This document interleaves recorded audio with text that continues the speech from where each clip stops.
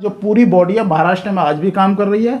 ये बल्कि 1980 तक राष्ट्र पार्टी थी। इसका चुनाव चिन्ह भी जो आज बहुजन समाज पार्टी के पास चुनाव चिन्ह है ना हाथी, वो इसी रिपब्लिकन पार्टी ऑफ इंडिया का हुआ करता था। मतलब कि पार्टी को लेके साथ में चलना, देखो जो महाराष्ट्र लेवल पे है ना, कुछ नेताओं के आपसी चेहरे की लड़ाई है, तो उसमें आपसी चेहरे में जो मिशन है, जो बाबा साहब द्वारा दिया हुआ मिशन है, वो छूट गया है। भाषणों में लेते हैं मगर उस पे कोई कार्यकर्ता उभर करके नहीं आया मजबूती से। रिपब्लिकन पार्टी ऑफ इंडिया पे कार्यकर्ता के उभर कर न आने का कारण है बहुजन समाज पार्टी की एकतावादी, और दूसरी है रिपब्लिकन पार्टी ऑफ इंडिया राष्ट्रीय, जो रमेश चंद्रा जी ने बनाई हुई है। ये दो रिपब्लिकन पार्टी ऑफ इंडिया हमारे साथ 2024 में और 25 में भागीदार होंगे।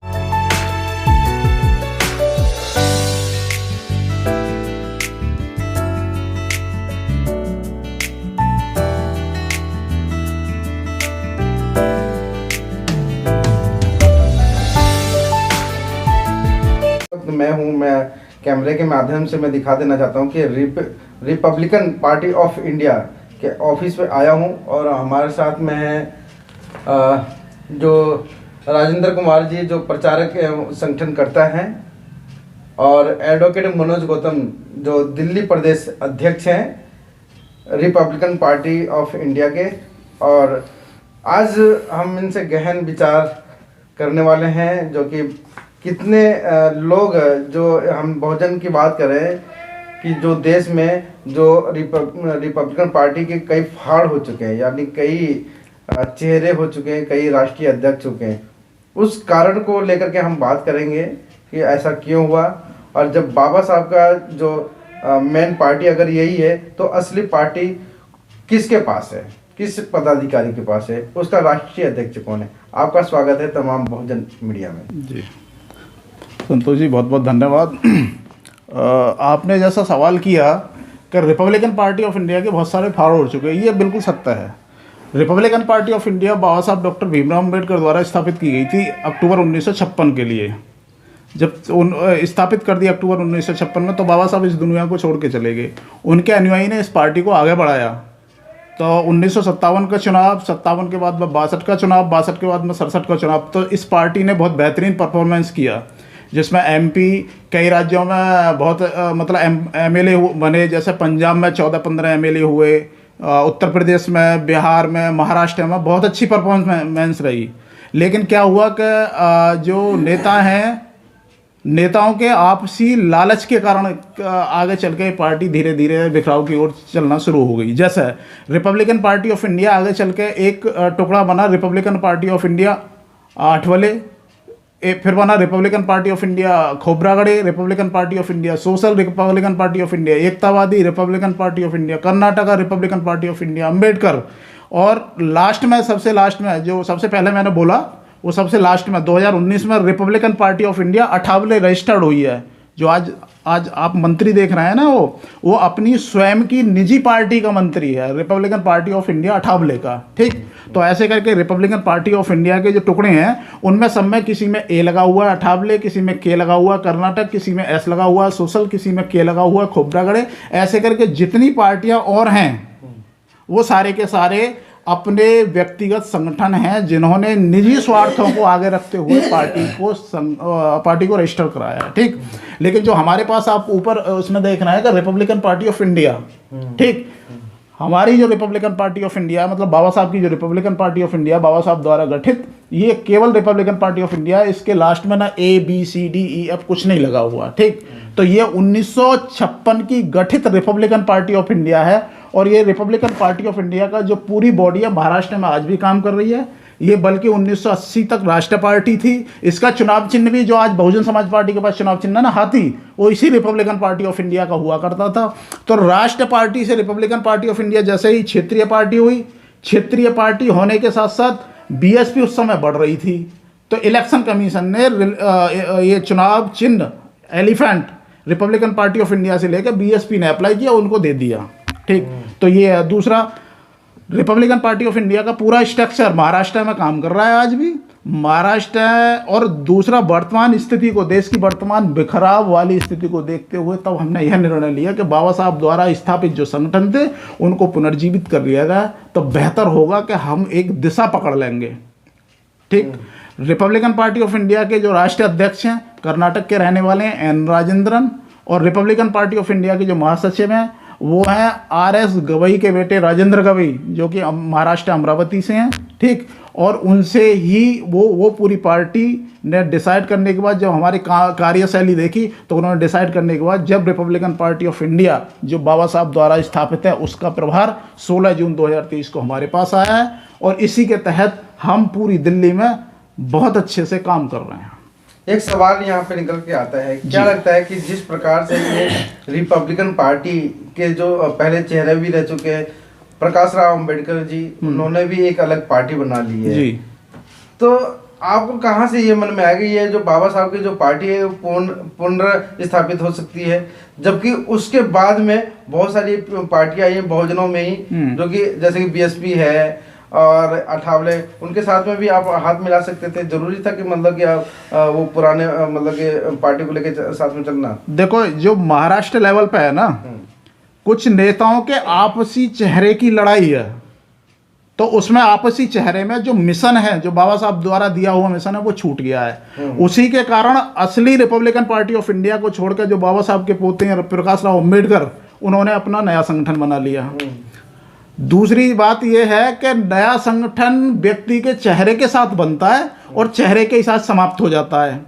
हमने इसलिए ये निश्चय किया कि विचार यदि हमारे महापुरुषों का है, उसमें उस विचार को गति बाबा साहब ने दी, तो विचार महापुरुषों का और बाबा साहब का, संगठन बाबा साहब का है और फोटो बाबा साहब का, तो हम संगठन पर फिर बाबा साहब के पे ही काम करेंगे। ऐसा नहीं जैसा अभी बिखराव बहुत ज़्यादा हो रहा है, व्यक्ति लोग आते हैं, कोई आकस्मिक नेता बनता है, कोई अपने कुछ मतलब सामाजिक संगठन दिखाने के बाद एक नई पार्टी के रूप में रजिस्टर्ड करा लेता है। तो जितने नए पार्टी या नए संगठन व्यक्ति के चेहरे के साथ आए और चेहरा इस दुनिया को छोड़ के गया तो संगठन खत्म हो गया। इसलिए ये मिशन है, हमको किसी व्यक्तिगत पार्टी से हाथ मिलाने की आवश्यकता नहीं है। हम मिशन को पुनर्जीवित करने के प्रयास में उसको करेंगे। राजेंद्र जी, अगला क्वेश्चन आपसे है कि आप मिशन को मजबूत करने के लिए अब जो कि रिपब्लिकन पार्टी ऑफ इंडिया का आपने मतलब कि पूर्ण मतलब कि जीवित रखा है, क्या लगता है कि इस समय मतलब कि मिशन को मजबूत करना है या राजनीतिक सत्ता प्राप्त करना है, राजनीति मजबूत करना है?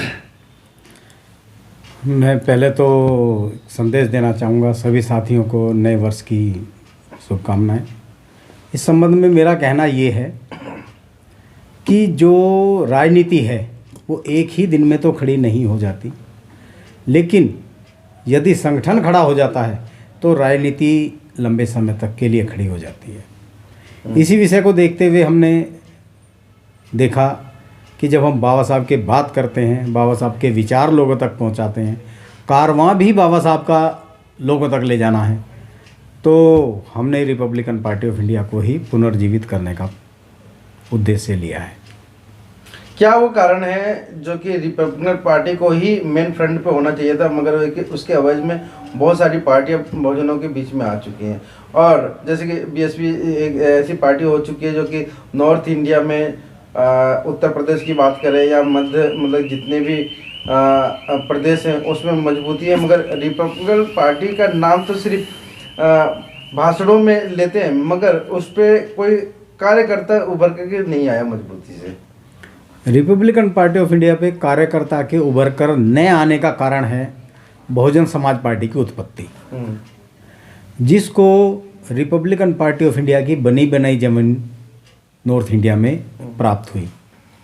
और इसीलिए बहुजन समाज पार्टी बहुत तेज़ी से समाज के बीच में आ गई। अगर यही काम, इतनी शक्ति रिपब्लिकन पार्टी ऑफ इंडिया पे लगा दी गई होती तो आज जो बहुजन का हर्ष हुआ है वो रिपब्लिकन का कभी नहीं हो सकता था, क्योंकि यही मिशन था जो बाबा साहब का है और रहेगा। क्या लगता है कि अभी आपको बहुत सारे मतलब कि मजबूती से काम करने की ज़रूरत है, और अभी तो नहीं मगर आपका एक टारगेट होगा कब तक मतलब कि आप मतलब कि सत्ते में मतलब कि आने के या चुनाव लड़ने के काबिज होंगे? हमारे पास में इस समय दिल्ली का संयोजन और दिल्ली का प्रभार है। आने वाले विधानसभा इलेक्शन में हम रिपब्लिकन पार्टी ऑफ इंडिया से 70 की 70 विधानसभा लड़ाने का प्रयास जारी है। अच्छा, इसी ओर हम कार्यरत हैं। आपको पूरे कैंडिडेट मिल चुके हैं? लगभग 15 विधानसभाएं हमने तैयार कर दी हैं, जिसमें कि जो हमारे विधानसभा से कैंडिडेट तैयार हो चुके हैं, और बाकी स्वेच्छा से लोग जो है रिपब्लिकन पार्टी ऑफ इंडिया के साथ में जुड़ने को तत्पर हैं। क्या संदेश देना चाहेंगे जो कि आज भी मतलब कि तमाम पार्टियां बन रही हैं, तमाम संगठन बन रहे हैं, सामाजिक संगठन बन रहे हैं? बाबा साहब का मूल मंत्र था संगठित रहो, संघर्ष, शिक्षित रहो, संगठित रहो, शिक्षित बनो और संघर्ष करो। हमारा न्यूज़ देखने वालों के लिए एक संदेश है, रिपब्लिकन पार्टी आई है और राजनीति को परिवर्तन के लिए नई रोशनी लाई है। तो हम सबका जिम्मेवारी बनती है कि हम रिपब्लिकन पार्टी ऑफ इंडिया को सहयोग करें, समर्थ बनाएं, क्योंकि यही बाबा साहब का उद्देश्य था कि सत्ता प्राप्ति है, सत्ता के बगैर, सत्ता ही वह चाबी है जिससे हर समस्या का समाधान हो सकता है। नहीं, ये तो सत्ता ही चाबी, तो मानव कांसी राम जी ने तो बोला ही था कि सत्ता ही चाबी है, जो कि और बाबा साहब, उससे पहले बाबा साहब ने भी सिद्ध करके दिखाया था। मगर क्या लग रहा है कि सत्ता कैसे प्राप्ति होगी? कि फिर मेरा सवाल पुनः दोबारा उसी पे आता है कि कैसे प्राप्त होगी? कि आप लोगों के बीच में बहुत सारी पार्टियां काम कर रही हैं, आपके ही लोग बहुत सारे संगठन बना के घूम रहे हैं, बाद में मर्ज हो जाता है कि वो पार्टी से मतलब कि वो चुनाव लड़ रहे हैं, उसको पार्टी घोषित कर रहे हैं। तो कैसे मतलब कि आपको लगता नहीं कि मतलब कि यहाँ पे एक आपके सामने एक चुनौती बन के सामने खड़ा हो गया है? जी हाँ, ये सच्चाई है। लेकिन उस चुनौती के संबंध में मैं इतना बताना चाहूँगा कि हमने जिन संगठनों से बात की, आज नहीं तो कल वो हमारे साथ आएंगे। आज उनकी कुछ मजबूरियां हैं, कुछ राजनीतिक पार्टियां हैं, जैसे कि Republican Party of India Delhi के अंदर ही 4 हैं, उसमें से एक नाना साहब इंदेसी की है, रिपब्लिकन पार्टी ऑफ इंडिया एकतावादी, और दूसरी है रिपब्लिकन पार्टी ऑफ इंडिया राष्ट्रीय, जो रमेश चंद्रा जी ने बनाई हुई है।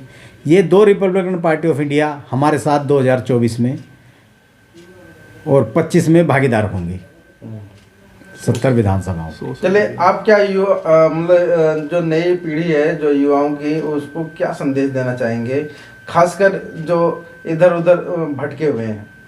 जी, मैं आपके चैनल के समस्त दर्शकों को मैं ये संदेश देना चाहूँगा कि जो बिखराव है, राजनीतिक बिखराव, इसको यदि हमें कम करना है या इसको समाप्त करना है तो उसके लिए इतना है कि बाबा साहब द्वारा दिए हुए संगठन थे, उनको पुनर्जीवित कर लिया जाए। और बेहतर होगा कि बाबा साहब के संगठनों के साथ हम सभी लोग हैं, अपने अपने व्यक्तिगत स्वार्थों को छोड़कर आ जाएं, तो ये जल्दी बिखराव भी समाप्त हो जाएगा। और जो आपने बोला ना कि सत्ता कैसे प्राप्ति हो सकती है, उसका एक माध्यम भी हो जाएगा और रास्ता खुल जाएगा हमारे लिए। चलिए, आपके दर्शकों के लिए बहुत बहुत धन्यवाद। आप इस वीडियो के बारे में अपनी राय अवश्य दें तथा वीडियो को लाइक, शेयर और कमेंट्स साथ साथ चैनल को सब्सक्राइब करना न भूलें। धन्यवाद।